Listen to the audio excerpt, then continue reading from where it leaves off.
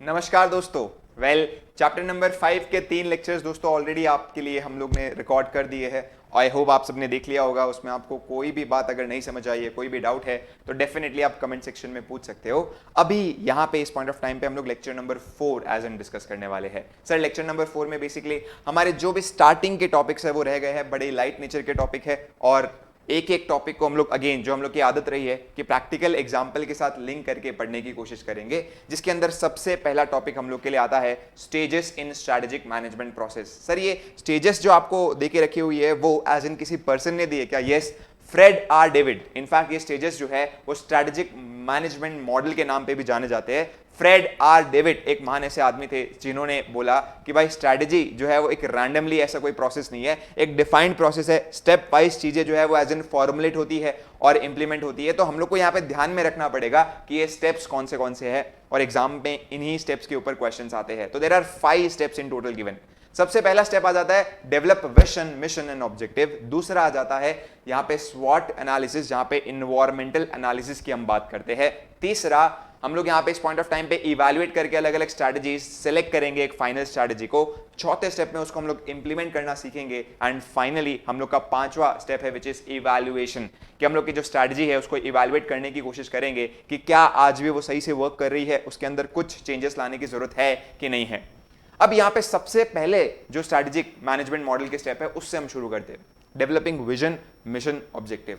यहां पे Fred R David कहते हैं कि भाई आप जो है सबसे पहले एक विजन डेवलप करके रखो। सर विजन मतलब क्या हो गया? विजन मतलब पाथ, कौन सा पाथ ऑर्गेनाइजेशन अचीव करना चाहता है, कौन से वो प्रोडक्ट बेचना चाहता है, किस मार्केट को वो टारगेट करना चाहता है, किस कस्टमर बेस को वो टारगेट करना चाहता है, किस टेक्नोलॉजी के साथ वो टारगेट करना चाहता है। ये आपका सबसे पहला एक डिसीजन होना चाहिए, और उसको हम लोग बोलेंगे विजन डेवलप करना। देखो कभी कभार क्या होता है कि कुछ चीजों का हम लोग को तब पता चलता है जब वो हमारी जिंदगी में ना हो, राइट? और ये जो विजन है वो भी कुछ इस तरीके की चीज है। अगर आपके जीवन में लेट्स से कि विजन ना होगा तो उस पॉइंट ऑफ टाइम पे सिर्फ एक ही चीज आपके जीवन में होगी, which is purely lack of clarity. आपको पता ही नहीं होगा। आज इस पॉइंट ऑफ टाइम पे आपका विजन है कि यार मेरे को सीए का जो कोर्स है वो जल्दी से लेट्स से कि क्लियर करना है, और यहीं पे अगर लेट्स से कि ये पाथ मेरा डिफाइंड नहीं है तो कभी कभार मैं सीए के कोर्स में जाऊंगा, कभी सीएस में जाऊंगा, कभी सीएफए में जाऊंगा, कभी कुछ और पढ़ने का मन करेगा, और ये सब के कारण जो है वो आप अपना टाइम या रिसोर्स ठीक से एलोकेट कर ही नहीं पाओगे। तो एक पाथ पकड़ना बहुत जरूरी है, एक यहाँ पे जो है वो कहीं ना कहीं राह पकड़नी बहुत जरूरी है। और अगर लेट्स से कि आप ये राह के हिसाब से नहीं चलते हो, ये पाथ के हिसाब से नहीं चलते हो, तो आपके लिए बहुत ज्यादा दिक्कत हो सकती है। तो ये 3 टर्म होते हैं, एक होता है विजन, एक होता है मिशन, और एक होता है ऑब्जेक्टिव। सबसे पहला आपका टास्क यही बनता है स्ट्रैटेजिक मैनेजमेंट में कि आप अपने विजन, मिशन और ऑब्जेक्टिव्स को क्लियरली आर्टिकुलेट करो। ऐसा आर्टिकुलेट करो कि भाई स्टेक होल्डर्स को यूं समझ में आ जाए, जैसे भी आपने बताया सामने वाले को एकदम समझ में आ जाए कि एग्जैक्टली क्या बात हो रही है। अब सर ये विजन, मिशन, ऑब्जेक्टिव जो है वो लेट्स से कि अगर हम लोग ब्रेक करने जाए तो विजन का मतलब हो गया ऑर्गेनाइजेशन क्या अचीव करने की सोच रही है, मिशन का मतलब हो गया कि ऑर्गेनाइजेशन उस चीज को किस तरीके के अचीव करेगी, और ऑब्जेक्टिव का मतलब हो गया इन चीजों को हम लोग ने अलग अलग परफॉर्मेंस टारगेट में बांट के रखे हुए, तोड़ के रखे हुए हैं। अब देखो विजन की अगर हम बात करें तो लेट्स से यहां पे साफ साफ एक स्टेटमेंट मैं आपको रीड करवा रहा हूं और उसके रेफरेंस में कुछ बात हम लोग करेंगे। यहां पे सिम्फनी बहुत ही पॉपुलर कंपनी है। जब एयर कूलर की बात आती है कि भाई कूलर आपको खरीदने तो बड़े स्टाइलिश और डिजाइन एकदम मस्त वाले कूलर जो है वो एज एन ये सर्व करते हैं। बट यहाँ पे एक टाइम ऐसा आया था जब इतनी अच्छी कंपनी जो लिटरली बहुत अच्छा मार्केट में अपना नाम क्रिएट कर रही थी, but due to one single decision वो पूरी की पूरी जो कंपनी है वो रेड लॉसेस में कन्वर्ट हो गई। उनके जो है एज इन प्रॉफिटेबिलिटी में बहुत बड़ा इंपैक्ट आया था। उन्होंने जो है वो एक बहुत बड़ी गलती की थी, जो बकायदा उनके जो फाउंडर है आंचल बकेरी, उन्होंने ये बात को एक्सेप्ट किया कि an entrepreneur can dream big, but you know it takes a while for dreams to materialize and everything can't happen overnight. And so probably there were mistakes in judgment, getting into too many products at a time. We were a small company and then we did not have the resources we shouldn't have expanded so rapidly. अब यहाँ पे sir क्या problem है? See, अगर हम लोग यहाँ पे बात करें सिम्फनी जो कि एक एयर कूलिंग जो आपके कूलर्स जो है वैजन बेचती है, तो उनका अगर हम लोग यहाँ पे विजन देखें तो आज एकदम बराबर इन्होंने अपने विजन को आर्टिकुलेट करके रखा हुआ है। We are devoted to serving as an example and cutting edge representation of innovation in air cooling sector. तो सर क्या इन्होंने जो है वो सिर्फ 2 ही प्रोडक्ट्स को कवर किया हुआ? यस, एयर कूलर और आपके जो एयर कंडीशनर्स है वो। बट दिक्कत तब होनी चालू हो गई थी जब इन्होंने बीच में, जब इनका नाम अच्छा खासा क्रिएट हो गया था मार्केट के अंदर, जो है वो बहुत ज्यादा पॉपुलर हो गया था कि सिम्फनी के कूलर ले लेने चाहिए। पहले तो बजाज के चलते थे, बट सिम्फनी बहुत अच्छा कूलर है, डिजाइनिंग बहुत अच्छी है इनकी, बहुत ही modern age in aesthetic appeal है। ये लोग ने जब कूलर बना के रखा हुआ है, हम प्रॉब्लम्स की भी बात करेंगे, बट एक बात जिसकी लैक ऑफ क्लैरिटी इनको बीच में आई और उसका एज इन पूरा का पूरा बोलते हैं ना कॉन्सिक्वेंस भुगतना पड़ा, इट वॉज कि वो एक अच्छे खासे डिवीजन में थे, but they thought to expand without thinking कि क्या उनके पास रिसोर्स एंड कैपेबिलिटीज है to do that expansion. Refrigerator के बिजनेस में आ रहे हैं, माइक्रोवेव के बिजनेस में आ रहे हैं, आप समझ लो किचन के जो भी आपके मेजर इलेक्ट्रिकल अप्लायंसेज है उन सारे बिजनेसेस में इन्होंने एंटर करने की सोची कि बोले कि यार एक जगह पे जब हम अच्छा परफॉर्म कर सकते हैं तो why we can not do in these all things. और उसके कारण क्या हो गया कि आपके जो माइंडसेट है वो बटना चालू हो गया, रिसोर्सेज बटना चालू हो गया, एक जगह की एक्सपर्टीज का आप दूसरी जगह पे फायदा उठाओ तो सिर्फ वहां पे एक तरीके से डिस्ट्रीब्यूशन चैनल का फायदा उठाया जा सकता है, बट टेक्नोलॉजी दोनों की अपने आप में अलग है, दोनों का प्रोडक्ट का बेस अलग है, दोनों के कॉम्पिटिशन अलग है, तो इनके लिए ये मैनेज करना बहुत ही मुश्किल हो गया। और जितने भी इन्होंने बुनियाद एक्सपांशन करके रखी थी, सारे के सारे एक्सपांशन को उन्होंने स्पिन ऑफ कर दिया and finally they thought that कि नहीं भाई, हमारा अभी विजन जो है वो यही है कि एयर कूलिंग सेक्टर में हम लोग को सबसे ज्यादा पेनिट्रेट करना है। जैसे इंडियन मार्केट की अगर हम बात करें तो ऑलमोस्ट 20% ऐसे लोग हैं जो अपने यहाँ पे एयर कूलिंग लेकर चल रहे हैं, but there are so many of the persons जिनको अभी कैप्चर किया जा सकता है। करंट इंटेंशन उनका यही है कि भाई सस्टेनेबल कूलिंग सिस्टम प्रोवाइड करे, सिग्निफिकेंटली क्लाइमेट चेंज में कंट्रीब्यूट करे और हमारे स्टेक होल्डर्स को अच्छे रिटर्न्स प्रोवाइड करे, बट कैसे एयर कूलिंग सेक्टर में रेवोल्यूशन लाके। ये विजन बहुत जरूरी है। ये जो है वो जैसे वॉलमार्ट का कितना एकदम प्रॉपर्ली आर्टिकुलेटेड विजन है। कोई अगर पूछेगा कि वॉलमार्ट क्या करना चाहता है, वॉलमार्ट ने कहा we want to be the destination for customers to save money no matter how they want to shop, be the place to save the money. अगर किसी को पैसे बचाने हैं, हमारे स्टोर आए, उसको एहसास होगा कि कैसे वो पैसे बचा सकता है। अब यहाँ पे ये जो विजन है उसके हिसाब से वॉलमार्ट काम करते दिखाई दे रहा है। हालांकि इनके विजन में एक और बात है जो ये कवर करते हैं, which is to get as much as variety possible, as much as choices possible for a consumer। कभी खाली हाथ नहीं आना चाहिए, ऐसा भगवान के दरबार की तरह, राइट। यहाँ पे आपका सबसे पहला टास्क बन जाता है कि विजन, मिशन और ऑब्जेक्टिव को आप फॉर्म करो। अगर आपने विजन, मिशन, ऑब्जेक्टिव को फॉर्म किया हुआ है तो आपका डायरेक्शन एकदम सेट रहेगा, आपका फोकस एकदम सेट रहेगा और उसके हिसाब से आप चलने की कोशिश करोगे। व्हेन आई से विजन, मिशन और ऑब्जेक्टिव, तो विजन के अंदर आपको बहुत सारे डिसीजन लेने पड़ेंगे कि किस प्रोडक्ट को आप सर्व करना चाहते हो, कौन से मार्केट में, कौन से कस्टमर को और किस टेक्नोलॉजी के साथ। जैसे टेक्नोलॉजी के साथ मतलब समझा नहीं, अगर हम लोग यहाँ पे बात करें वॉच सेगमेंट की, तो 1987 में जब टाइटन लॉन्च हुई थी तो उस पॉइंट ऑफ टाइम पे उनके पास दो ऑप्शन थे कि भाई हम लोग मैकेनिकल प्रेस को यूज करें, मैकेनिकल टेक्नोलॉजी को यूज करें, या फिर हम लोग क्वाड्स टेक्नोलॉजी यूज करें। दोनों का थीम अलग है, दोनों का तरीका अलग है टाइम को आगे बढ़ाने का, बट दे डिसाइडेड कि भाई हम लोग क्वाड्स टेक्नोलॉजी को यूज करेंगे। एंड ये भी उनको पहले से एकदम रखा हुआ है सेट कि भाई यही टेक्नोलॉजी के हिसाब से हम लोग जाएंगे, राइट।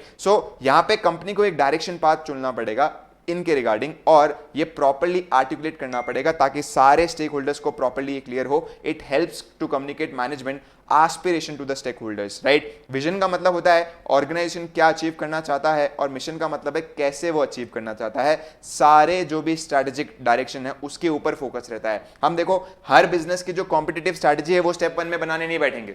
कूलर किस भाव पे बेचना है, कूलर सर अपने खुद के स्टोर में बेचना है या क्रोमा में भी बेचेंगे, ये सारी बातें हम लोग यहाँ पे नहीं करते।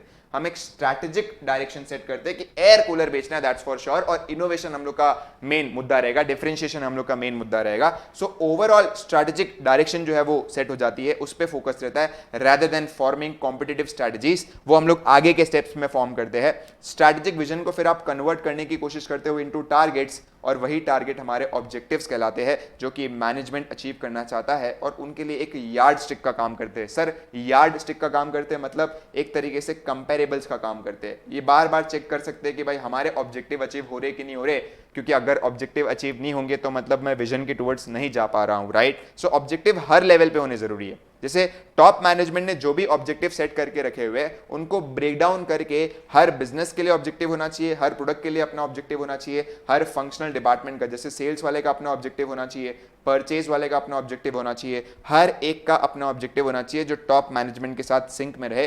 कंपनी की परफॉर्मेंस प्रॉपर्ली अपने 100% पोटेंशियल पे तब तक नहीं पहुंच पाएगी जब तक सारा एक एक कोना आपका कंपनी का उस ऑब्जेक्टिव को अचीव करने में ना लग जाए। और ये बातें हम लोग की स्टेप नंबर 1 में बोल के रखिए, which is strategic vision, mission and objective. Sir दूसरा यहाँ पे स्टेप क्या हो जाता है, बहुत ही मस्त स्टेप है which is environmental and organizational analysis. इसको ऑफन आप एक नाम से भी जान सकते हो विच इज स्वॉट एनालिसिस, जहां पे आप स्ट्रेंथ, वीकनेस और अपॉर्चुनिटीज एंड थ्रेट को एनालाइज कर रहे हो। जैसे कि फॉर एग्जांपल हम यहां पे बात करते हैं कि सिम्फनी जब स्टार्ट हुआ था तो उस पॉइंट ऑफ टाइम पे उनका क्या ये स्टेप नंबर 2 रहा होगा। सिम्फनी जब स्टार्ट हुआ था, अब ये समझ लो ये 1990s का दौर है, जब आंचल बकेरी जो ऑलरेडी लेट्स से कि उनके पूरे फैमिली बिजनेस में रियल एस्टेट पे अच्छा खासा दबदबा था, जब वो इंडिया में आए तो उन्होंने ऑब्जर्व किया कि भाई इंडिया के अंदर जो कूलर है वो एक तरीके से ठंडी हवा फेंकने के लिए बनाया जा रहा है, बट डिजाइन के मामले में कोई ध्यान ही नहीं दे रहा है, ना ही उसके अंदर कोई इनोवेशन में ध्यान दे रहा है। सब जो है उसकी कैपेसिटी को इंक्रीज करने में लगे हैं। जैसे कि अगर आप भी गांव में जाओगे तो गांव में आपको देखने मिलेगा कि यार कूलर एकदम बल्कि से होते हैं, मेटल से होते हैं, एकदम लोहे के एकदम होते हैं, मतलब, और आप हाथ लगाओगे तो उस पर कभी कभार करंट भी आपको लग जाता है, right. But thing is like कि वो घर में आज के मॉडर्न हाउसेज में, आज के जो रेसिडेंशियल्स है उसमें लगाए हुए बिल्कुल भी अच्छे नहीं लगते। तो इन सच केस उन्होंने सोचा कि यार ये कूलर ऐसे बल्कि होना जरूरी है क्या, ऐसा जो नॉन एस्थेटिक लुक है वो दिखाना जरूरी है क्या, क्यों ना ये थोड़े से स्टाइलिश हो, क्यों ना एकदम मस्त सिंपल से लगे। तो ये ध्यान में रखते हुए उन्होंने इन्वायरमेंट को एनालाइज किया और बोला अभी भी इंडिया में बहुत बड़ा मार्केट कूलर का कैप्चर करना बचा हुआ है और इसमें बहुत अलग अलग जगह पे इनोवेशंस बची हुई है। और आप देखोगे सिम्फनी के जब आप कूलर लोगे तो इनोवेशन है। जैसे बहुत बार हमको ऐसा होता है कि भाई घर पे कूलर जब आ जाता है तो पानी भरने की जो रिस्पॉन्सिबिलिटी है वो हम पर आ जाती है, अरे भाई तू छोटा है घर का, जल्दी से सारे घर के कूलर में पानी भर। तो at that point of time हम वहां पे अगर लेट्स से कि कोई हमको बोले कि सर कूलर तक जो है वो बाल्टी लेके जाना कितना डिफिकल्ट है, ये कूलर अगर लेट्स से कि बाथरूम में चलकर आ जाता तो उन्होंने सोचा कि यार कूलर के नीचे टायर लगने चाहिए, तो उन्होंने कूलर के नीचे टायर लगा दिया। फिर बाद में हम लोग फ्लैप ओपन करते हैं तो पानी उसमें डालते हैं, तो उन्होंने ये भी सोचा कि यार फ्लैप भी क्यों ओपन करवाना है, क्यों ना ऊपर से ही पानी डाला जाए, तो उन्होंने ऊपर का ही सेक्शन दे दिया जहां से आप डायरेक्टली पानी डाल सकते हो। फिर उन्होंने सोचा कि यार बर्फ अगर ठंडा पानी रहेगा तो और ज्यादा कूलिंग देगा, तो उन्होंने ऊपर ऐसे आइस क्यूब्स की जगह डाल दी कि आइस क्यूब यहाँ पे आप रख दो, इससे पिघलेगा तो ऑटोमेटिकली पानी जो है वो थोड़ा बहुत ठंडा हो जाएगा। तो मतलब आप समझ लो यार कूलर के सेक्टर में इतनी सारी इनोवेशंस हो सकती है और आज भी होती जा रही है। स्मार्ट कूलर आ रहा है, टच बेस्ड आ रहा है, राइट, वॉइस बेस्ड आ रहा है। तो ये सारी बातें आपकी इस स्टेप नंबर 2 को सम अप करती है कि उन्होंने आकर इन्वायरमेंट को एनालाइज किया, इंडिया में देखा कि भाई हाँ थोड़ा थोड़ा जो है वो एज इन टीयर 2 सिटीज भी डेवलप होती जा रही है और वहां पे एसी से ज्यादा कूलर को प्रेफर किया जाएगा। कूलर एक पोर्टेबल चीज होती है जो हर रूम में आप मूव कर सकते हो, हर जगह पे अपने हिसाब से कन्वीनियंस के हिसाब से लेकर जा सकते हो। एसी की तरह नहीं कि भाई आउटर और इनर आपका एकदम अटैच्ड है और उसको निकालना इतना सारा बल्कि भी होता है, मुश्किल भी होता है। तो ऐसा बिल्कुल भी नहीं है। कूलर बहुत ही सही एक प्रोडक्ट बेस हो गया जो कि मुझे लगता है कि भाई इंडियन मार्केट के अंदर अच्छा करेगा अगर उसके अंदर हम लोग इनोवेशन लाए तो। और फिर उन्होंने अपनी स्ट्रेंथ और वीकनेस देखा कि भाई स्ट्रेंथ ऐसी है कि ऑलरेडी हम लोग का रियल एस्टेट सेक्टर में दबदबा है, तो हम लोग बिल्डर के साथ भी टाइप कर सकते हैं, उनको भी लगाने बोल सकते हैं, ऑल राइट। सो ये आपका स्टेप नंबर 2 हो गया विच इज स्वॉट एनालिसिस। आप एक्सटर्नल स्कैनिंग करते हो, इन्वायरमेंटल स्कैनिंग करते हो, जहां पे आप अपॉर्चुनिटीज और थ्रेट्स ढूंढने की कोशिश करते हो, और आप यहां पे ऑर्गेनाइजेशन का एनालिसिस करते हो और स्ट्रेंथ और वीकनेस के ऊपर काम करते हो और इनका एक बखूबी कॉम्बो बना के आप एक स्ट्रैटेजी फॉर्मुलेट करने की कोशिश करते हो। एंड व्हेन आई से स्ट्रैटेजी फॉर्मुलेट करने की कोशिश करते हो तो आपको बहुत सारे क्वेश्चंस का आंसर यहां पे देना पड़ेगा। जैसे क्या कंपनी सेम बिजनेस में रहे, सेम वॉल्यूम ऑफ एक्टिविटी में चले, या उसको एक्सपांड करने की सोचे, क्या वो कंटिन्यूसली सेम बिजनेस में ग्रो करे या नए नए यूनिट्स डाले, नए नए इंडस्ट्री डाले, क्या वो सेम लाइन में रहे या डाइवर्सिफाई करे, या इस पॉइंट ऑफ टाइम पे क्या वो एग्जिस्टिंग बिजनेस के अंदर प्रॉपर्ली रहे या गेट आउट कर ले। तो आपको स्ट्रैटेजी फॉर्मुलेट करने के लिए बहुत सारे थिंकिंग करनी पड़ेगी, बहुत सारा दिमाग लगाना पड़ेगा। एक कॉम्बिनेशन भी फॉलो कर सकते हैं आप। इनफैक्ट अगर आपने पढ़ा भी है, जैसे कि फॉर एग्जांपल अगर आप BCG मैट्रिक्स फॉलो करते हो या एनसॉफ का आप मॉडल फॉलो करते हो जो ऑलरेडी हम लोग ने पढ़ लिया है, तो उसके बेसिस पे आप बहुत सारी स्ट्रैटेजी बना सकते हो। स्टेबिलिटी हो गया, टर्न अराउंड हो गया, ग्रोथ स्ट्रैटेजी हो गया, उसके अंदर भी कितने रिलेटेड डाइवर्सिफिकेशन है, अनरिलेटेड डाइवर्सिफिकेशन है, ये आपका स्टेज नंबर 3 बन जाएगा। फिर स्टेज नंबर 4 में आप इंप्लीमेंटेशन का काम करोगे। देखो फॉर्मुलेशन और इंप्लीमेंटेशन दोनों ही आपके लिए बहुत जरूरी है, बट कोई अगर मेरे को बोलेगा कि सर इन दोनों में से किस चीज को नजरअंदाज कता भी नहीं किया जा सकता, तो मैं बोलूंगा इंप्लीमेंटेशन को। फॉर्मुलेशन से ज्यादा जरूरी है implementation. We are so good at formulating the strategy कि let me tell you very honestly, आप अपने पढ़ाई का शेड्यूल हर दिन बनाते होंगे और सबसे बेस्ट बनाते होंगे। मैं तो बोलता हूं आपसे अच्छा वो पढ़ाई का शेड्यूल कोई बना ही नहीं सकता, बट फिर भी रिजल्ट वही बंदा मार के जाता है जिसका इंप्लीमेंटेशन भी उतना ही बढ़िया हो। इन फैक्ट मैं तो बोलता हूं एक आदमी जिसने एकदम सुपर्ब 100% एकदम दिमाग लगाकर अच्छा प्लान बनाया रहेगा, लेकिन वो इंप्लीमेंटेशन में आलस कर रहा है, इंप्लीमेंटेशन प्रॉपर नहीं कर रहा, सिर्फ ओवर थिंकिंग करता जा रहा है, और उसके सामने एक दूसरा जो बहुत ही रॉ है, क्या पढ़ना है, कैसे पढ़ना है, वो कुछ नहीं प्लान कर रहा है, लेकिन बस खाली मेहनत करते जा रहा है, पढ़ते जा रहा है। तो अगर कोई मेरे को बोले ना कि सर इन दोनों में से किस पे आप बेट लगाना चाहोगे कि ये फिर भी सक्सेसफुल हो सकता है, तो आई टेल यू सेकंड वाला बंदा। क्योंकि अगर आप मेहनत करोगे तो ठीक है, सही जगह पे करनी भी अपने आप में जरूरी है, बट सिर्फ सही जगह सोच के तो कुछ नहीं होगा, आपको मेहनत करनी तो पड़ेगी। और यही बात आपकी इंप्लीमेंटेशन की आती है। कई कंपनीज फॉर्मेशन में इतना बढ़िया रहती है कि उनसे बढ़िया स्ट्रैटेजी कोई बना ही नहीं सकता है, फिर भी वो फेल हो जाती है और बोलती है कि हमने स्ट्रैटेजी अच्छी नहीं बनाई थी, इसके कारण फेल हुए थे। एक्चुअल में ऐसा बिल्कुल भी नहीं है, ये इंप्लीमेंटेशन था जहां पे आप लैग कर रहे थे और उसके कारण आप फेल हुए। तो सर इंप्लीमेंटेशन के अंदर इतनी सारी एक्टिविटीज कवर होती है, आप सोच भी नहीं सकते उतनी सारी बातें आपकी इंप्लीमेंटेशन में कवर होती है। कैसे प्रमोट करें, क्या प्राइसिंग डिसाइड करें, किस जगह पे हम लोग बेचे, और उसके बाद लेट्स से कि सब लोग को मोटिवेट करना कि यार तुम लोग काम करो काम करो काम करो, और उसके बाद लेट्स से कि सारी बातें मोटिवेशन, कम्युनिकेशन, लीडरशिप, उनके पे स्केल डिसाइड करना एम्प्लॉइज के, और उसके बाद प्रोडक्ट के अंदर देखना कि क्या हम लोग ने जो क्वालिटी इंश्योर करना था वो हो रही है कि नहीं हो रही है। ये सब इंप्लीमेंटेशन का तो मुद्दा है। और ये अगर आप ठीक से नहीं करोगे तो आपकी स्ट्रैटेजी कितनी भी अच्छी हो, आप कैसे अच्छा कर लोगे। तो यहाँ पे बहुत सारे सिचुएशंस आते हैं, प्रिंसिपल एस्पेक्ट्स आते हैं जो स्ट्रैटेजी के एग्जीक्यूशन में हमको ध्यान में रखने पड़ते हैं। हमने यहाँ पे शॉर्ट में पॉइंट लिखे हुए, जैसे ये आप कोडवर्ड यूज कर सकते हो, बस मोटिवेट टू स्पाइस, जहाँ पे B stands for budget develop करना। सर बजट डेवलप करना क्यों जरूरी है? ताकि आपका रिसोर्स उसके हिसाब से लगे, वरना आप रैंडमली खर्चा करते जाओगे बिना बजट के, तो आप समझ लो एक टाइम ऐसा आएगा कि नॉन कोर एक्टिविटीज में तो आपने पूरी जायदाद लुटा दी है और कोर एक्टिविटीज के लिए आपके पास कुछ पैसे बचे ही ना हो। तो यहाँ पे बजट डेवलप करना ताकि you give a direction to the resources. Steer resources का मतलब हो गया डायरेक्शन टू द रिसोर्सेज, कि वो क्रिटिकल एक्टिविटी में पहले लगे।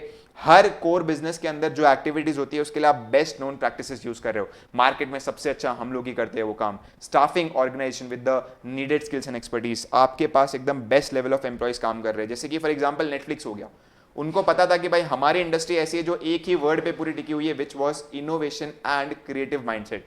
और उन्होंने बोल दिया भाई स्टाफ को जब सिलेक्ट करने की बात आएगी तो हमसे अच्छा कोई स्टाफ सिलेक्ट नहीं करेगा। उन्होंने बोल दिया हम सीधा जो है वो 5 जन को सिलेक्ट करने में विश्वास नहीं रखते, हम उस एक जन को सिलेक्ट करने में विश्वास रखते हैं जो 5 जनों का काम कर सके, भले ही कितना भी पैसा मांगे। तो उनका एकदम सिंपल सा अप्रोच है कि अगर किसी पोजीशन के लिए हम लोग को आदमी चाहिए तो मार्केट के अंदर जो सबसे बेस्ट आदमी है उसको पूछो क्या सैलरी मिल रही है, उसको डबल कर दो और हमारे पास ले आओ। That is the way in which they do the staffing. और फिर वही बात है कि सिर्फ स्टाफ से कुछ नहीं होगा, मोटिवेशन, बहुत सारे एस्पेक्ट आ जाते हैं ना मोटिवेशन में। पैसा ही खाली मोटिवेट थोड़ी नहीं करता है, इसलिए तो मास्टर्स की पूरी हायरार्की है। और वहां पे मोटिवेशन में नेटफ्लिक्स हैव एंश्योर्ड कि भाई सामने वाले को हम लोग क्या देंगे, फ्रीडम देंगे। आप अपने हिसाब से काम करो, आप जब चाहो काम करो, जैसे चाहो काम करो। काम होने से मतलब है, रिव्यू मीटिंग में बैठेंगे ना तो हम आपसे एक ही सवाल पूछेंगे कि आप ऑर्गेनाइजेशन के लिए ऐसा क्या कर रहे हो जिसके जवाब में ऑर्गेनाइजेशन आपको निकाल ही नहीं सकता। आप इरिप्लेसेबल बनो हम लोग के लिए, हम खुद बोलते हैं। ये होता है मुद्दा। उनकी सीधी पॉलिसी है कि हम अपने एम्प्लॉयज को ऐसा चाहते हैं कि वो कभी भी आके हमको पूछे ना कि सर आप हमें निकालोगे तो उसके पहले आपको कितना सोचना पड़ेगा। तो हम लोग एकदम डर जाए, यार क्या हो गया, तो ऐसे निकलने की बात क्यों कर रहा है। इतना ज्यादा आप प्रोडक्टिव बनने की कोशिश करो, इतना ज्यादा आप अपने आउटपुट्स दो, ऑटोमेटिकली भाई काम वो दिखेगा। और अगर आप रिप्लेसेबल हो तो आप समझ लो भाई आप उतनी मेहनत नहीं कर रहे या आप में उतना स्किल्स नहीं है, टैलेंट नहीं है। तो दैट इज द अप्रोच जो वो फॉलो करते हैं, रादर देन कि भाई कितना टाइम हो गया उसके हिसाब से काम देख रहे हैं, right. So motivate people to pursue the target objective. आपको मेक श्योर करना पड़ेगा जो जो कॉम्पिटेंसीज आप में होनी चाहिए आपकी स्ट्रैटेजी को सपोर्ट करने के लिए।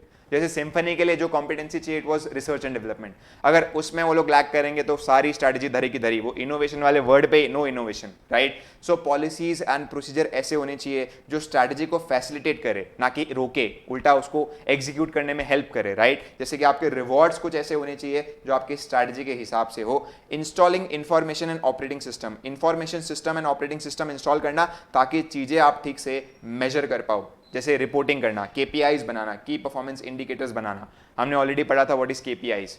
तो की परफॉर्मेंस इंडिकेटर्स डेवलप करना, उनको इंस्टॉल करना, और साथ ही साथ एक अच्छा कल्चर और वर्क क्लाइमेट क्रिएट करना, और अपने आप में ऐसी लीडरशिप शोकेस करना जो सामने वाले को काम आपसे इंस्पायर होके करने का मन करे, वैसे वाली वाइब दे रही है, राइट। सो ये आपके सारे के सारे एस्पेक्ट आ जाते हैं इंप्लीमेंटेशन के अंदर, राइट। कि आपको इंप्लीमेंटेशन करते वक्त बहुत सारी एक्टिविटीज ध्यान में रखनी पड़ती है। स्ट्रैटेजी एग्जीक्यूट करते वक्त you have to develop budget, you have to hire good staff, you have to build your competencies, competitive capabilities. You have to ensure that कि भाई आपकी पॉलिसीज ऐसी है जो आपकी स्ट्रैटेजी एग्जीक्यूट करने के लिए हेल्प कर रही है rather than रोक रही है आपको बेस्ट नोन प्रैक्टिसेस यूज करना. तो ये कुछ आपकी बातें होती है जो आपको इंप्लीमेंटेशन में ध्यान में रखनी पड़ती है. And stage 5 is strategic evaluation and control कि भाई आपने जो स्ट्रैटेजी सोच के रखी थी क्या आज भी वो स्ट्रैटेजी को यूज किया जा सकता है या फिर there is need to reevaluate the strategy. जैसे अभी रिसेंटली आंचल बकेरी का मैं एक इंटरव्यू पढ़ रहा था वेयर दी टोल्ड कि भाई currently our performance is a bit of low for a very simple reason कि कोविड आपका जब जब आ रहा था तो उस पॉइंट ऑफ टाइम पे हमेशा समर सीजन एक्टिव था और हमारा सबसे मेन सीजन ही समर का होता है. जब तक वो लेट्स से कि जनता को हीट फील नहीं होगी तब तक वो कूलर को परचेज करने का नहीं सोचेगा. अभी ठंड में कौन कूलर परचेज करने का सोचता है? नीड तो तब अराइज होती है ना जब अप्रैल का महीना आता है. और कोविड जब भी आया था वो अप्रैल में और जून में आया था जिसके कारण हम लोग का जो मेन सीजन है उस सीजन में जनता जो है वो कोई परचेजिंग डिसीजन ले ही नहीं रहा था. और फिर हम लोग सिर्फ इंडियन मार्केट में ऑपरेट नहीं कर रहे, हम यूएस मार्केट में भी ऑपरेट कर रहे, हम ऑस्ट्रेलियन मार्केट में भी ऑपरेट कर रहे. ऑस्ट्रेलिया के अंदर हमारे रिटेलर्स जो है वो हमसे कूलर खरीद ही नहीं रहे बिकॉज ऑस्ट्रेलिया में तो बकायदा रिसेशन आ गया है और यूएस में भी सेम सिचुएशन चल रही है बिकॉज रिटेलर को लग रहा है कि रिसेशन आ जाएगा और इसलिए वो देख देख के स्टॉकिंग कर रहे हैं. ऐसा नहीं है कि भाई खरीद के रख दिया और फिर बेच नहीं पाएंगे. तो ये कुछ फियर है, ये कुछ कंसर्न है जिसके कारण डेफिनेटली सिम्फनी की परफॉर्मेंस पे हल्का सा इंपैक्ट पड़ा है, थोड़ा सा इंपैक्ट पड़ा हुआ है. तो उन्होंने देखो कितना बकायदा इवैल्यूएट किया है कि किन कारणों की वजह से हम लोग की सेल ठीक से हो नहीं पाई है. क्या हम में कमी है या बाहर मार्केट के अंदर कमी है? बिकॉज आपको दोनों एनालिसिस करने पड़ेंगे. आपको इंट्रोस्पेक्ट भी करना पड़ेगा कि भाई अपने कुछ काम अच्छे से नहीं कर रहे उसके कारण ऐसा हो रहा है क्या, और बाहर भी देखना पड़ेगा कि मार्केट के अंदर लेट्स से कि कुछ चेंजेस आए जिसके कारण ऐसा हो रहा है क्या. रशिया यूक्रेन का वॉर आया जिसके कारण कंपोनेंट की कॉस्ट बढ़ गई है, अच्छा इसलिए शायद हम लोग जो है वो सस्ते में नहीं बना पा रहे. There are many factors, there are many factors which are beyond your control and there are many factors which are in your control. You have to check that कि भाई हमारी स्ट्रैटेजी आज भी क्या उतनी ही वैलिड है या फिर अभी भी उसके अंदर कुछ हम लोग को बदलाव लाने की जरूरत है कि नहीं है. सो ये आपका फाइनल स्टेज हो गया जहां पे आप कंपनी की प्रोग्रेस को इवैल्यूएट करोगे और देखोगे जो भी नए एक्सटर्नल डेवलपमेंट आके रखे हुए और उसके हिसाब से आप करेक्टिव एडजस्टमेंट लेना चाहोगे. राइट, आप प्रॉपर्ली काम करना चाहोगे. So long as the company's direction and strategy seem well match to the industry and competitive condition and performance target आपके मीट हो रहे कि नहीं हो रहे. जब भी कुछ डिस्ट्रप्टिव चेंजेस होते हैं एक्सटर्नल इन्वायरमेंट में, क्वेश्चन हमेशा हम लोग को रेस करना चाहिए कि क्या आज भी हमारी डायरेक्शन सही है, क्या आज भी हमारी स्ट्रैटेजी सही है. अगर कंपनी को लगता है कि भाई मार्केट पोजीशन एकदम गिर रही है और हमारी परफॉर्मेंस मीट नहीं हो रही, company managers are obligated to ferret out whether the cause related to poor strategy, poor execution और both. क्या हमारी स्ट्रैटेजी गलत थी या एग्जीक्यूशन में कमी थी, ये दोनों ही हम लोग को देखना पड़ेगा. यू हैव टू एंश्योर कि भाई प्रॉपरली सही से अपने रास्ते पे आ जाए.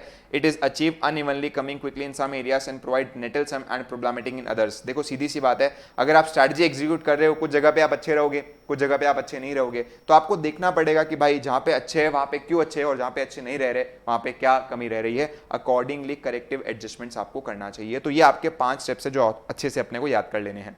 पहला, डेवलपिंग विजन मिशन ऑब्जेक्टिव. दूसरा, स्ट्रैटेजी फॉर्मुलेशन से पहले वाला इन्वायरमेंटल एनालिसिस. तीसरा, स्ट्रैटेजी को फॉर्मुलेट करना, इंप्लीमेंट करना एंड फाइनली इवैल्यूएट करना और कंट्रोल करना.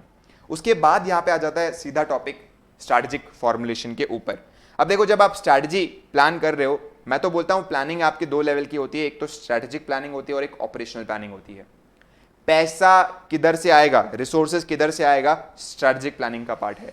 रिसोर्सेज किधर लगेगा, किस तरीके से लगेगा, ऑपरेशनल प्लानिंग का पार्ट है.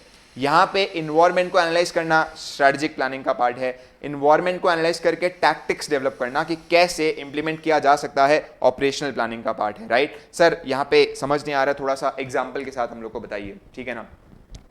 कंपनी पैसे इक्विटी से उठाएगा, डेट से उठाएगा, कैसे उठाएगा, वो स्ट्रैटेजिक प्लानिंग का पार्ट है. पैसे उठाने के बाद वो अपने वॉच के बिजनेस को कितना पैसा देगा, एयर कूलर के बिजनेस को कितना पैसा देगा, स्ट्रैटेजिक प्लानिंग का पार्ट है. लेकिन वॉच बिजनेस को जब पैसे दे दिए तो वो वॉच का बिजनेस बजट बनाएगा, मार्केटिंग वाले को कितना देना है, प्रोडक्शन वाले को कितना देना है, ये कुछ ऑपरेशनल एस्पेक्ट का पार्ट हो जाता है. मार्केटिंग वाले को डिसीजन लेना है कि उसको जो बजट देके रखा हुआ है वो बजट का वो यूसेज कैसे करे. इंस्टाग्राम में ऐड देना है, आईपीएल स्पॉन्सर कर देना है, या फिर लेट्स से कि हम लोग को कोई बड़े बड़े इवेंट्स ऑर्गेनाइज करके वहां पे स्पॉन्सरशिप कर देनी है, तो एग्जैक्टली वो पैसा एक एक रुपया कैसे यूटिलाइज हो, मार्केटिंग डिपार्टमेंट वाला जब सोच रहा है, that is considered as operational planning. आप ऑपरेशंस को मैनेज कर रहे हो, एक तरीके से आप बोल सकते हो आप फंक्शनल लेवल पे प्लानिंग कर रहे हो, राइट। हमें अच्छे स्टाफ डिसाइड करनी है, हमारी स्टाफ अच्छी होनी चाहिए, ये स्ट्रैटेजिक प्लानिंग का पार्ट है। ऑपरेशनल प्लानिंग में लिटरल लेवल पे वो स्टाफ अच्छी कहाँ से लानी है, आईएम से लानी है, एमबीएस को लाना है, एग्जैक्टली उनका इंटरव्यू का प्रोसेस कैसा रखना है, कितना रिजिड रखना है, कितना फ्लेक्सिबल रखना है, ये सारी पॉलिसीज आपके ऑपरेशनल प्लानिंग का पार्ट बन जाता है। तो यहां पे सीधा बोला जाता है कि सीनियर मैनेजमेंट की रिस्पॉन्सिबिलिटी है कि वो स्ट्रैटेजिक प्लानिंग करे, लेकिन फंक्शनल मैनेजर की रिस्पॉन्सिबिलिटी बन जाती है कि वो ऑपरेशनल प्लानिंग करे। ये लॉन्ग टर्म सक्सेस के बारे में सोचती है और ये बस खाली आज के बारे में सोचती है कि हमारा जो फंक्शन का काम है वो बखूबी परफॉर्म होना चाहिए। कभी कभार लेट्स से कि ऑर्गेनाइजेशन की परफॉर्मेंस ऊपर नीचे हो तो हमारे फंक्शन पे दोष नहीं आना चाहिए। माल हमने अच्छा बनाया था, हम प्रोडक्शन डिपार्टमेंट के थे, हमें जैसे जहां जहां पे पैसे बचाए जा सकते हैं वहां वहां पे हमने पैसे बचाने की कोशिश की है, ये बंदा ऑपरेशन वाला सोचेगा, राइट। तो आप समझ दो काम जो लंबा विजन है वो स्ट्रैटेजिक प्लानिंग में डिसाइड होता है। एयर कूलिंग वाला बिजनेस, बट उसके अंदर हम लोग इनोवेट करेंगे, स्ट्रैटेजिक प्लानिंग का पार्ट है। बट वो इनोवेशन के अंदर भी किस एस्पेक्ट को इनोवेट करने के लिए यूज करना है, कहां पे इनोवेशन करनी है, किधर कितना खर्चा डालना है, ये जो रिसर्च एंड डेवलपमेंट डिपार्टमेंट हमने फॉर्म करके रखा है उसका काम है, which comes under operational planning. तो हम यहाँ पे रिसोर्स के ऑर्गेनाइजेशन के जो है रिसोर्स कहाँ पे लगेंगे उसको एज इन डिसाइड करते हैं, बट वो डिप्लॉय कैसे होंगे वो यहाँ पे डिसाइड होता है। जैसे मेरे पास अगर $100 बिलियन है तो वो मेरे किन किन बिजनेस में कितना एलोकेट करना चाहिए, part of a strategic planning. लेकिन एक बार मैंने एलोकेशन कर दिया तो अब किसी भी डिवीजन को मैंने 20 बिलियन दे दिए, वो डिप्लॉय कैसे होगा, it is a part of operational plan. तो ये हो गया इन दोनों के बीच का difference between strategic planning and operational planning. अब स्ट्रैटेजिक प्लानिंग में लिखा होता है कि भाई ये एक ऐसा गेम प्लान है जो कंपनी को सक्सेस की ओर लेके जाता है, और मेनली स्ट्रैटेजिक प्लानिंग में आप फर्म के ऑब्जेक्टिव डिसाइड करते हो, जैसे 80% मार्केट शेयर एक्वायर करना है, one of the objective of the firm.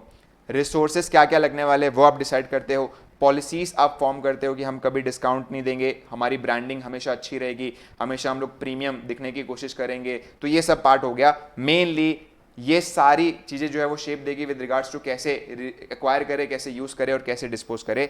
यहाँ पे बहुत सारे आपके डिसीजंस ऐसे रहेंगे जो इंटरैक्टिव और ओवरलैपिंग रहेंगे। जैसे स्ट्रैटेजिक प्लानिंग आप जब ले रहे हो तो आप ये सब सोचोगे ना कि भाई टाइटन के अंदर तो तनिष्क भी आता है और टाइटन के अंदर तो फास्ट ट्रैक भी आता है, तो ये तनिष्क के सेगमेंट से जो पैसा आएगा वो फास्ट ट्रैक में कितना हम लोग को यूज करने देना है, कितना हम लोग को लेट्स से कि टाटा के, और जैसे टाटा आई प्लस हो गया तो कितना हम लोग पैसा इधर यूज कर सकते हैं, क्योंकि ये हमारी कैश काउ है और ये हमारे लेट्स से कि प्रॉब्लम चाइल्ड हो गए, या मतलब हम लोग ने जो बीसीजी मैट्रिक्स में बात पढ़ी हुई है। तो आप समझ दो ना कि भाई जब एक ग्रुप ऑफ बिजनेस में आप डील कर रहे हो तो यहाँ पे ओवरलैपिंग और इंटरैक्टिव डिसीजंस लिए जाएंगे। आपका ये तनिष्क सेगमेंट पूरा ही इंडिपेंडेंटली आप नहीं अलग छोड़ सकते हमेशा। जैसे कि फॉर एग्जांपल फास्ट ट्रैक में कुछ लोग काम कर रहे हैं तो आपने उनको तनिष्क में शिफ्ट कर दिया कि भाई वहां पे जाके आपका काम ज्यादा अच्छे से लेट्स से कि इंपैक्टफुल हो पाएगा, वहां पे आप जाके काम कीजिए। तो इनके जितनी भी स्ट्रैटेजिक प्लानिंग होती है वो सब डिसीजन ऐसे होते हैं जो इंटरैक्टिव होते हैं और ओवरलैप होते हैं, मतलब पूरे ऑर्गेनाइजेशन पे इंपैक्ट डालते हैं, ऐसा नहीं कि सिर्फ एक जगह पे इंपैक्ट डाल रहे हैं। स्ट्रैटेजिक प्लानिंग जो है वो डिसाइड करता है कि कहां पे अपने कुछ सालों में जाने वाले हैं, और ये वही बात है ना कि प्रोसेस इज ऑर्गेनाइजेशन वाइड और फोकस्ड ऑन मेजर फंक्शन। ये मेनली अगर हम बात करें तो पूरे कंपनी के ऊपर इंपैक्ट इसका रहता है, और जो सबसे बड़े बड़े फंक्शंस है उन पे इसका इंपैक्ट रहता है। जैसे रिसर्च एंड डेवलपमेंट अगर मैं पूरे कंपनी के लिए कॉमनली करता हूं तो it is a part of strategic planning कि जहां पे मैं रिसर्च एंड डेवलपमेंट कहां करनी है, क्या करनी है, कैसे करनी है, किस डिवीजन के लिए किस तरीके से परफॉर्म करना है, उसके बारे में मैं सोचूं।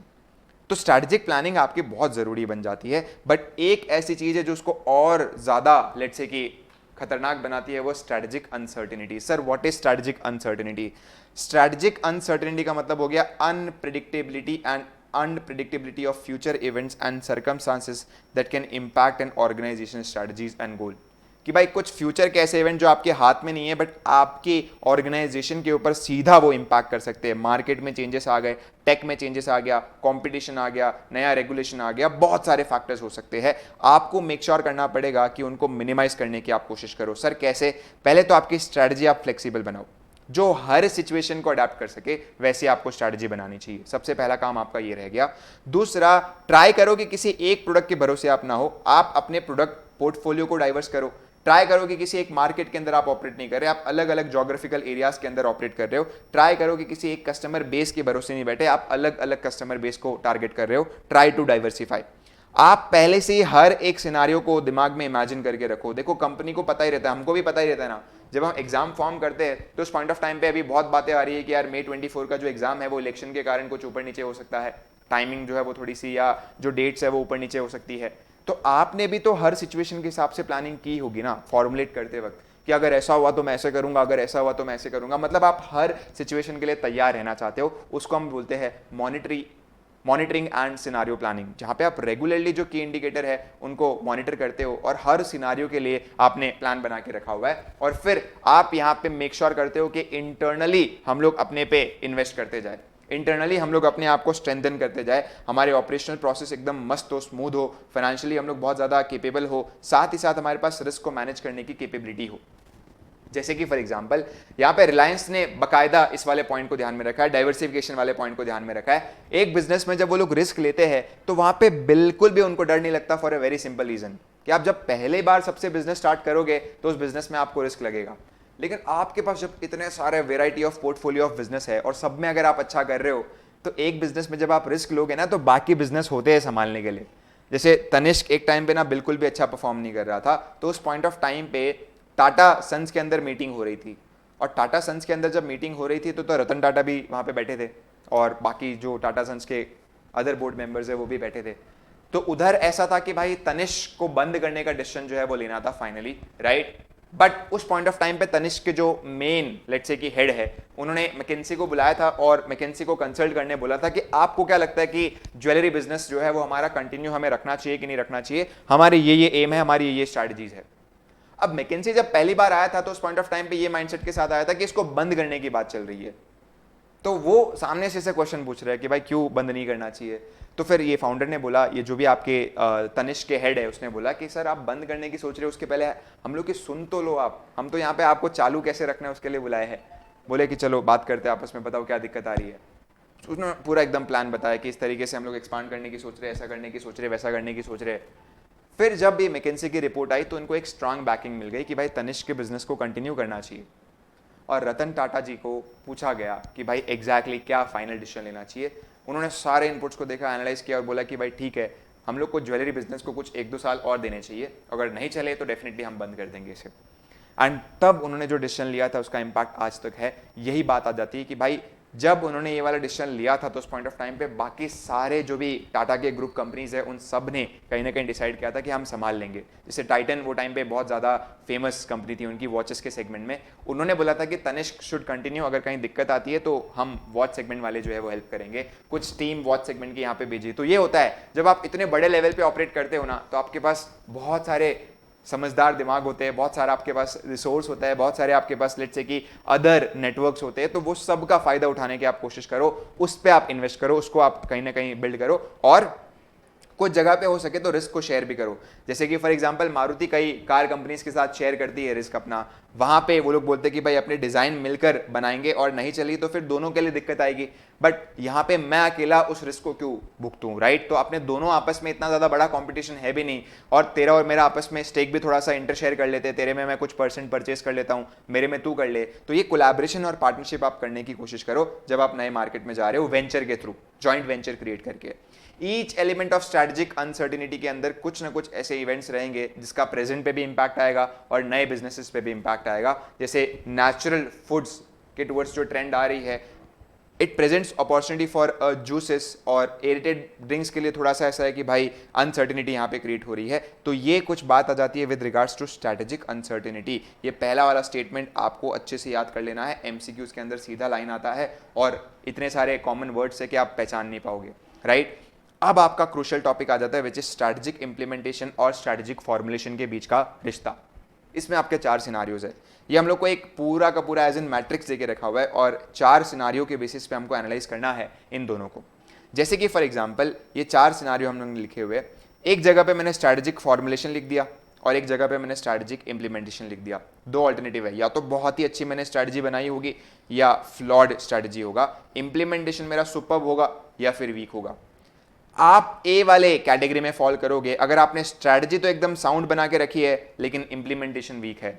अब अगर मैं ए वाले पॉइंट पे फॉल करता हूं तो भाई स्ट्रैटेजी बड़ी कॉम्पिटिटिव है बट इंप्लीमेंटेशन में डिफिकल्टी आ रही है, शायद हमारे पास रिसोर्स कम पड़ रहे हैं या लीडरशिप स्किल्स वो नहीं है जो हमको चाहिए। हमेशा जो बंदा ए में फॉल कर रहा है वो बी तक जाना चाहेगा। सर बी कौन सा स्टेज हो गया? एक आपके लिए सबसे बेस्ट स्टेज हो गया बी, जहां पे आपकी फॉर्मुलेशन भी एकदम साउंड है, अलॉन्ग विद दैट इंप्लीमेंटेशन भी एकदम एक्सीलेंट है। हर बंदा बी स्टेज पे पहुंचना चाहेगा।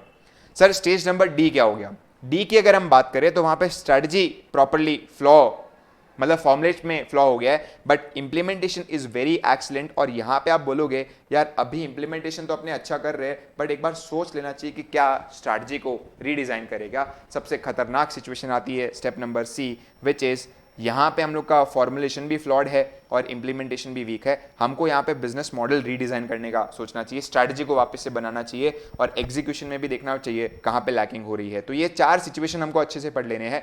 स्क्वायर ए बोलता है कि भाई कंपनी फॉर्मुलेट की एक कॉम्पिटिटिव स्ट्रैटेजी लेकिन इंप्लीमेंटेशन में डिफिकल्टी आ रही है, बहुत सारे आपके जो है वो रीजंस हो सकते हैं। Situation B is the ideal situation, जहां पे कंपनी ने मस्त स्ट्रैटेजी डिजाइन करके रखा हुआ है और इंप्लीमेंटेशन में भी वो सक्सेसफुल है। सिचुएशन डी ऐसा हो गया जहां पे फॉर्मुलेशन तो फ्लॉड है लेकिन कंपनी एक्सीलेंट इंप्लीमेंटेशन स्किल जो है वो एज इन शोकेस कर रही है। रीडिजाइन करने का सोचना चाहिए स्ट्रैटेजी को। स्क्वायर सी एकदम बेकार सिनारियो हो गया जहां पे कभी आपको नहीं आना चाहिए। It needs to emphasise that कि भाई स्ट्रैटेजी और लॉन्ग टर्म प्लान दोनों सिनोनिम्स नहीं है। स्ट्रैटेजी आपका लॉन्ग टर्म डायरेक्शन है और इसको आपको तोड़ना पड़ता है अलग अलग छोटे छोटे मूव्स में जो कि आपके लॉन्ग टर्म प्लान बनते हैं। हमारा 50 साल का अगर कुछ एम है तो वो स्ट्रैटेजी होगा और लॉन्ग टर्म प्लान हम लोग 5-5 साल के बनाएंगे कि भाई वो जो स्ट्रैटेजी है, वो जो स्टेट है, वो अचीव करने के लिए हमें क्या क्या स्ट्रैटेजिक मूव्स लेने चाहिए। फाइनली एक और तरीका होता है स्ट्रैटेजिक फॉर्मुलेशन और स्ट्रैटेजिक इंप्लीमेंटेशन के बीच के अंदर का रिश्ता एनालाइज करने के लिए, खास करके स्ट्रैटेजिक इंप्लीमेंटेशन को एनालाइज करने के लिए, जिसमें से 2 टर्म आपको समझनी चाहिए। पहले तो एक हो गया एफिशिएंसी और दूसरा हो गया इफेक्टिवनेस। एक हो गया एफिशिएंसी और एक हो गया इफेक्टिवनेस।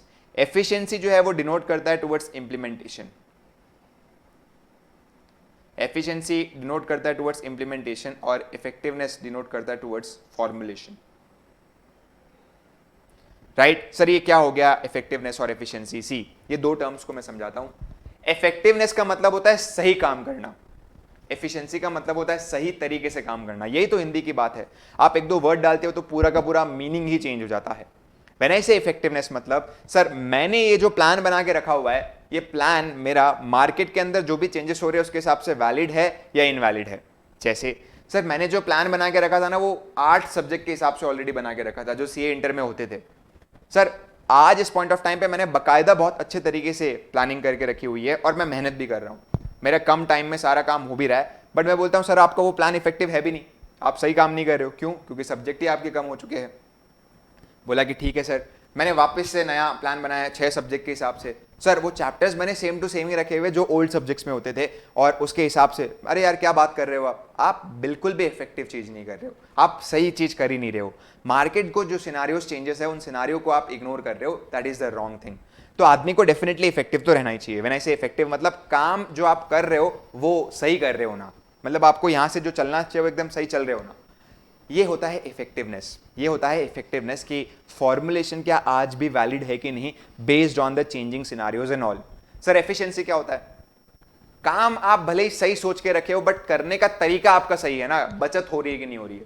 एफिशिएंसी जो है वो इंट्रोस्पेक्शन हो गया, इनपुट और आउटपुट के रिलेशन को मेजर करता है। जैसे पढ़ाई में एकदम सब सोच के रखा है सर 8 घंटे में क्या क्या पढ़ना है, तो मेरा इफेक्टिवनेस एकदम सुपर्ब है, लेकिन सर इफिशिएंसी नहीं आ रही है, 8 घंटे में वो चीजें हो नहीं रही है, टाइम बहुत वेस्ट हो रहा है सर। तो यहां पे हो गया कि आप एफिशिएंट नहीं हो, इफेक्टिव हो।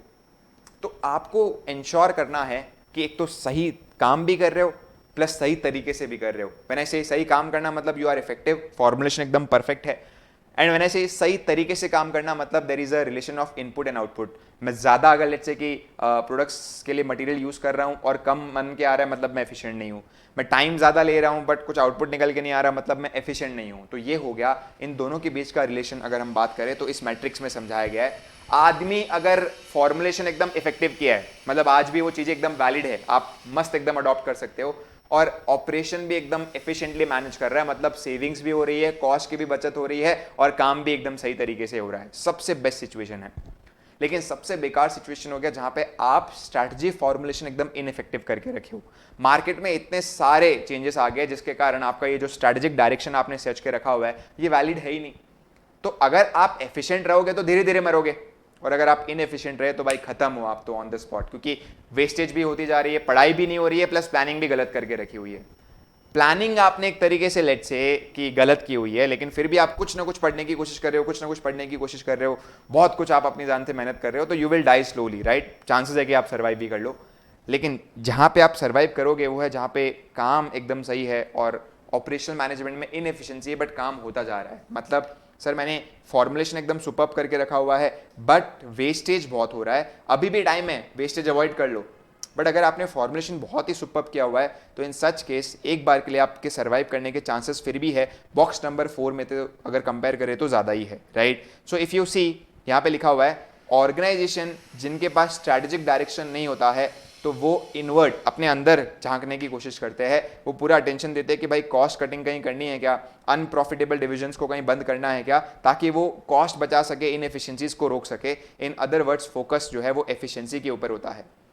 एफिशिएंसी आपका इंट्रोस्पेक्टिव है, आप अंदर झांकते हो ऑर्गेनाइजेशन के बचत हो रही है कि नहीं हो रही। जो आपका इफेक्टिवनेस है वो बाहर झांकता है, आउटर झांकता है कि भाई इन्वायरमेंट के हिसाब से आपका काम चल रहा है कि नहीं चल रहा, जो स्ट्रैटेजी आपने फॉर्मुलेट की थी वो इफेक्टिव है कि नहीं। क्रूड टर्म्स में इफेक्टिव का मतलब हो गया सही काम करना, एफिशिएंट का मतलब हो गया काम सही तरीके से करना। एम्फेसिस आपको देना पड़ेगा, सिर्फ एफिशिएंसी पे आप ध्यान नहीं दे सकते, सिर्फ इफेक्टिवनेस पे भी आप ध्यान नहीं दे सकते, दोनों पे ध्यान देना बहुत जरूरी है। Even the most technically perfect strategic plan will serve little purpose if it is not implemented it effectively. कई ऑर्गेनाइजेशन जो है वो बहुत सारा पैसा, मनी, टाइम, ये सब जो है वो प्लान के ऊपर इतना डाल देते हैं बट लास्ट में इंप्लीमेंटेशन एकदम बेकार होता है। Changes come through implementation and evaluation, not through the plan. एक टेक्निकली जो इम्परफेक्ट प्लान है अगर उसको सही से आप इंप्लीमेंट कर दो तो वो ज़्यादा अचीव करेगा एज कंपेयर टू जो परफेक्ट प्लान है लेकिन सिर्फ पेपर पे ही परफेक्शन था, एक्चुअल में कभी इंप्लीमेंट हुआ ही नहीं। जैसे कि मैंने आपको कहा था ना, स्टार्टिंग में बात आके वहीं खत्म हो जाती है। देखो भाई, ये जब आप टॉपिक पढ़ोगे ना आप कॉर्पोरेट को भूल ही जाओ, आप अपने सीए इंटर के एग्जाम को इवैल्यूएट करो। आज इस पॉइंट ऑफ टाइम पे जेन्युइनली इफ आई से लोग कितना मस्त प्लान बनाते हैं कि मैं सुबह 4 बजे उठूंगा, 4 से 6 जो है वो ये पढ़ूंगा, फिर ब्रेक लिया, थोड़ा वॉक करके आऊंगा, 6:30 बजे उठूंगा, सॉरी 6:30 बजे वापस से आऊंगा, आके मैं लेट्स से कि और 3-4 घंटे पढ़ाई करूंगा एंड ऑल, तो एकदम सुपर प्लान रहता है, रात को टाइम पे सो जाऊंगा। बट जब मुद्दा उठता है सुबह उठने का, तो जब अलार्म बजता है तो मन में एक आपके थॉट आता है, एक ख्याल आता है। मन बोलता है कि यार सुबह तो अगर उठेगा तो पढ़ तो वैसे भी नहीं पाएगा क्योंकि नींद की झपकियां आती रहेगी, तो आदमी नहीं है जो सुबह उठ के पढ़ सकता है। हम लोग जो है वो सुबह उठ के पढ़ ही नहीं सकेंगे, हम तो रात को जो है वो लेट नाइट स्टडी करेंगे, अभी सो जाते हैं और अब फिर 6:30 बजे लेट से कि ये थॉट के साथ वापस से उठोगे कि भाई ठीक है रात को मैं पढ़ूंगा, अभी सुबह मैंने सोच के रखा है कि मेरी पढ़ाई नहीं हो पाएगी, झपकी आएगी, इसलिए आप 6:30 बजे थोड़ा बहुत पढ़ने की कोशिश करते हो। वो जो आपको स्टार्ट मिलनी चाहिए वो स्टार्ट आपके मिली नहीं। रात का टाइम आता है, फुल खाना पीना खाते हो, एकदम बैठते हो, हाँ भाई पढ़ाई करूंगा, और फिर मन में आता है कि नहीं यार रात के लिए तो अपने बने ही नहीं है। लोग तो क्या बोलते हैं, सुबह पढ़ना चाहिए, सुबह पढ़ेंगे तो दिमाग में चीज़ें जो है एकदम सही से जाती है, एकदम परफेक्टली जो है वो बातें समझ में आती है, और इसी में आप जूझते रहते हो। अगले दिन फिर सुबह यही सोचते हो, रात को ये थॉट के साथ सोते हो, और फिर अचानक से फिर ये गिल्ट आपकी इकट्ठा होती है कि यार मैं पढ़ ही नहीं पा रहा हूँ। और रोज फिर सुबह जब आपके 4 बजे की पढ़ाई मिस होती है तो आपके मन में ऐसा रहता है कि यार मैं लेट उठ गया, आज का प्लान तो गया, कोई नहीं कल से वापस एकदम बेस्ट शुरुआत करूंगा।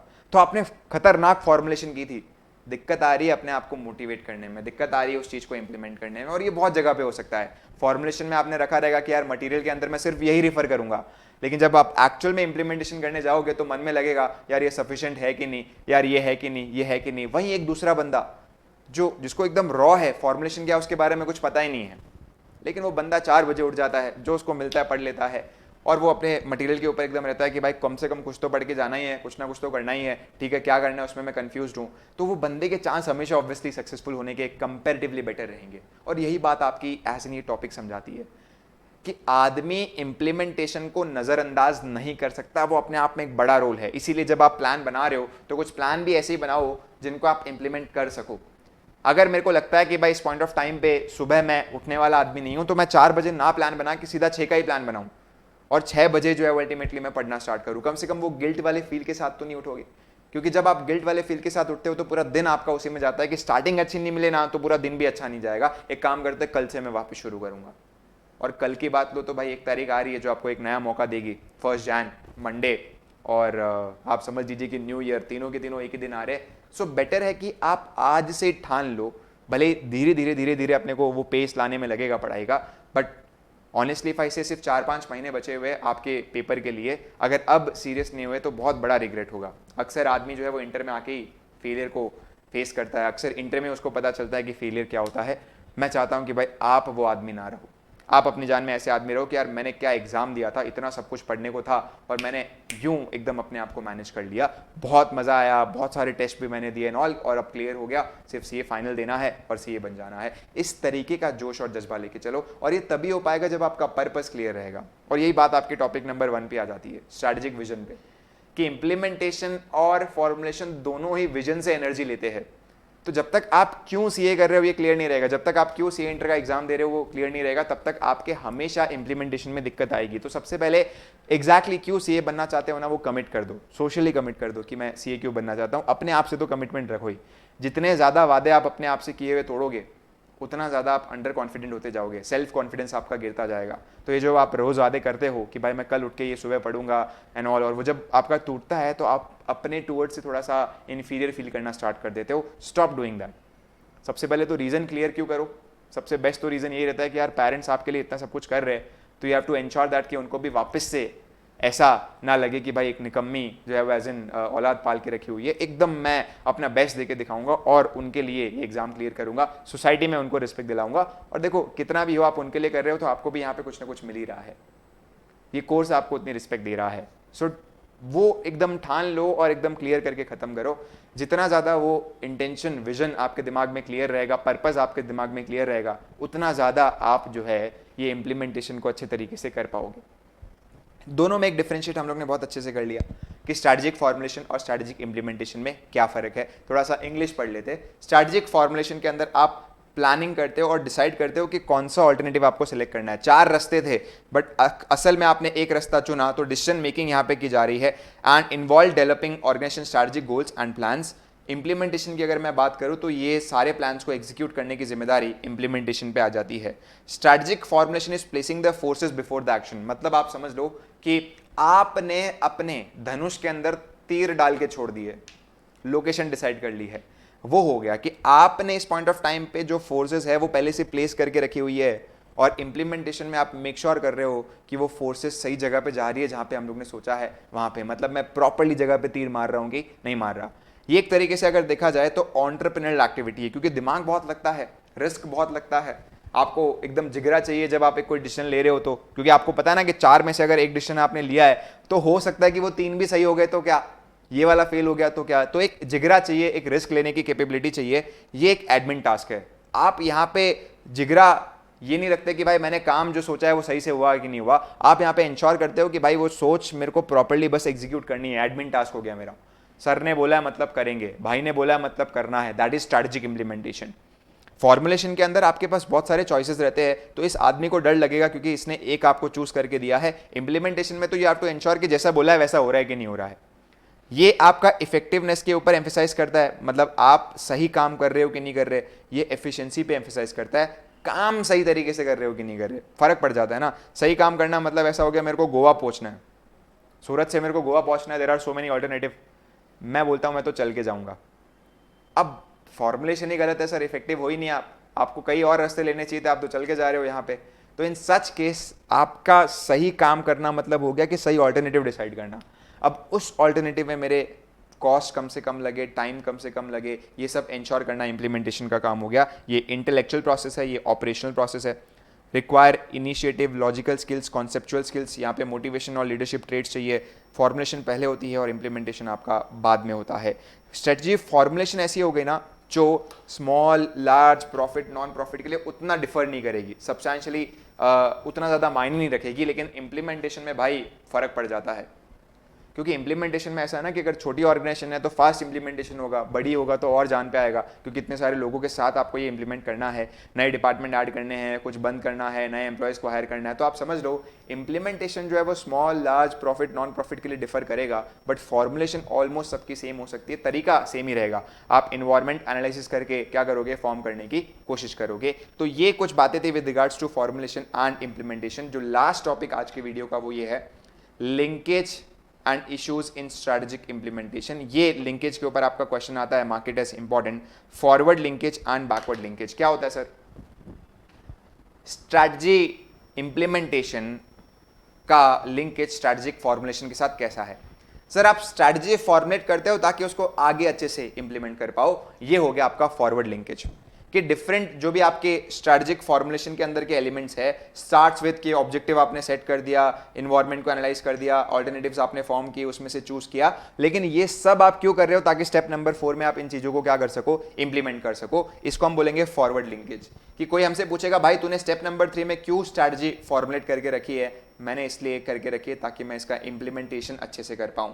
विद द फॉर्मुलेशन आपको बहुत कुछ करना पड़ता है, आपको अपना स्ट्रक्चर पूरा चेंज करना पड़ता है, ऑर्गेनाइजेशन का कल्चर पूरा चेंज करना पड़ता है, एम्प्लॉयज को मोटिवेट करना पड़ता है। ये सब हो गया कि सर फॉर्मुलेशन का इंपैक्ट कैसे इंप्लीमेंटेशन के ऊपर आता है, right? The style of leadership आप फॉर्मुलेशन के हिसाब से सेलेक्ट करते हो। बैकवर्ड लिंकेज का मतलब हो गया सर आप जब भी स्ट्रैटेजी फॉर्मुलेट करते हो ना, तो अपन ने पीछे किस तरीके से क्या काम करके रखा हुआ है उसको बेस लेकर करते हो। तो आपका जो पिछला इंप्लीमेंटेशन है वो आपके फ्यूचर स्ट्रैटेजी फॉर्मुलेशन पे इंपैक्ट डालेगा। Just as implementation is determined by formulation of strategy, the formulation process is also affected by factor related with the implementation. While dealing with the strategic choice, remember that जो आपने पिछली strategic actions लिए थे वो आज जो आप strategy choose कर रहे हो उसके ऊपर impact डालेंगे। Organization tend to adopt those strategies which can be implemented with the help of present structure। मतलब आप समझ लो कि आप बार बार ऑर्गेनाइजेशन को चेंज नहीं करना चाहोगे। तो जब आप स्ट्रैटेजी फॉर्मुलेट कर रहे हो ना, तो आप देखोगे यार एग्जिस्टिंग कल्चर के हिसाब से कौन सी स्ट्रैटेजी सही रहेगी, एग्जिस्टिंग स्ट्रक्चर के हिसाब से कौन सी सही रहेगी। मतलब कुल मिला के बार बार मैं कंपनी के अंदर मेजर चेंजेस नहीं कर सकता।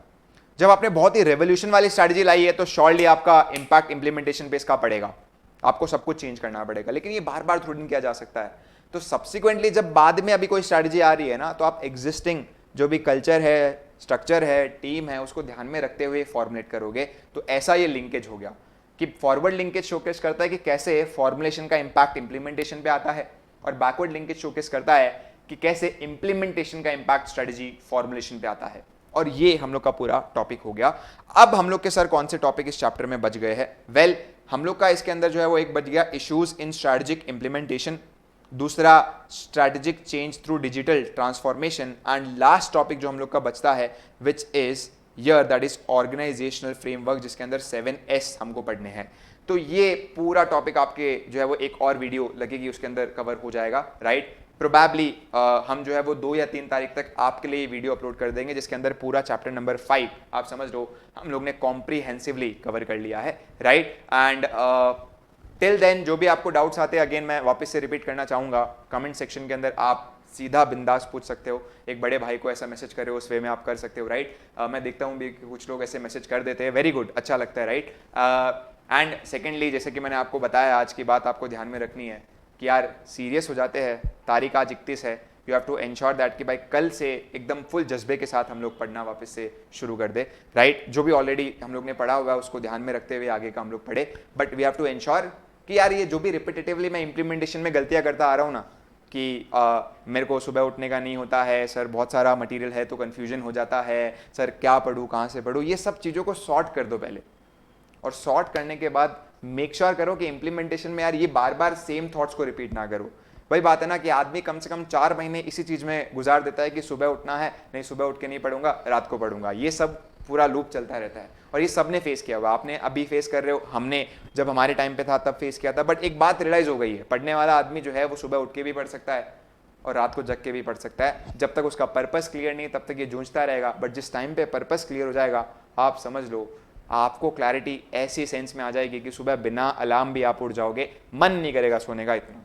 You have to ensure that कि क्यों पढ़ रहे हो वो पहले आप दिमाग में रखो, और बार बार रिपीटेटिवली आप अपने आप को वो बोलते जाओ। राइट। चलिए, thank you very much for listening until now. Again वापस से वही बात, अगर कोई अच्छी लगी है तो कमेंट सेक्शन में बताइए, आपकी बात सुनकर मुझे बहुत अच्छा लगता है। चलिए, थैंक यू वेरी मच।